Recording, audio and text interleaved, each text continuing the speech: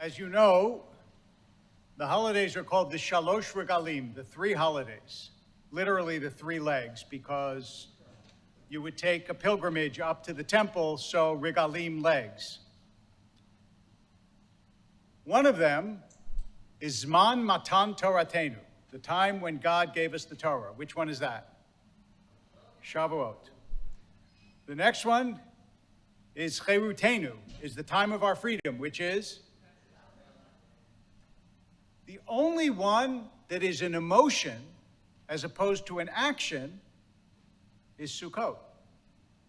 Zman Simchatenu, the time of our joy.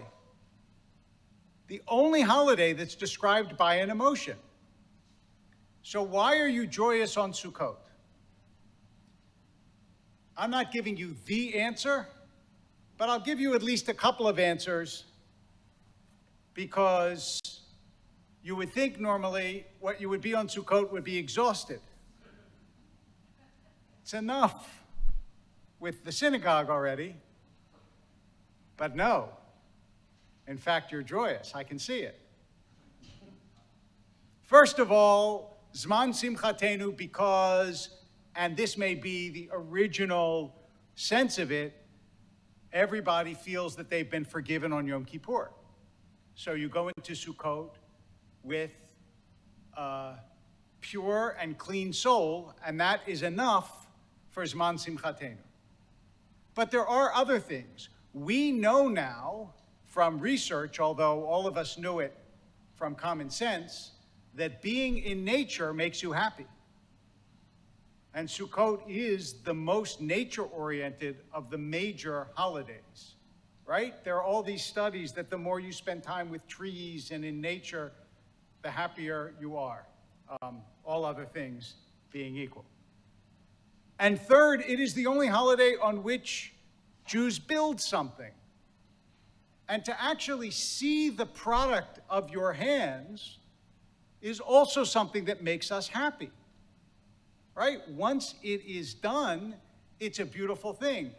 The only analogy that I can really think of is if you're the one who makes the Seder meal, it's an enormous amount of work. But to see that meal there and to see the Seder plate makes you happy, because you've put a lot of work into something and there it is. So you build a sukkah and there it is. But I want to add one more criterion of joy that really just occurred to me recently, which is, of all the holidays, well, two more criteria. One, an old one, and the other a new one, but they're related. The old one is, it's one of very few mitzvot. The only other one that comes to mind is the mikveh, that you do with your entire body. All of you goes into the sukkah. So that also is a feeling of joy, because you get to be entirely embraced in the mitzvah. And then it is the only celebration in the Jewish tradition that isn't exactly a reenactment, it is an actual redoing, right? When you receive the Torah, you're not receiving it at Mount Sinai as our ancestors received the Torah. But if you dwell in a booth, you're dwelling in a booth.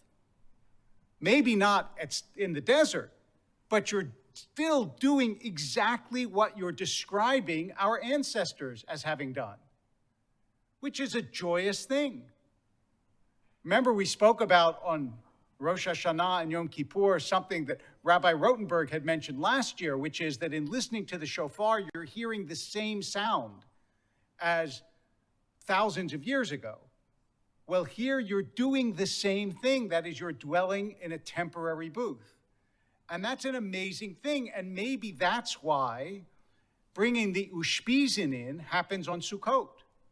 Why do you bring our ancestors in on Sukkot and not on Pesach? In part, maybe because you're actually doing what they did.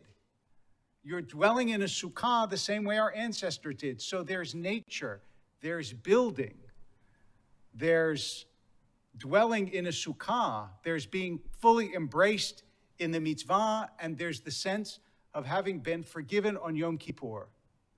All of that together is a cause of joy, together with the last cause of joy, which is that the rabbis are exhausted, so they give short sermons. Chag Sameach. We continue now on page 204 with Ein Kelohenu.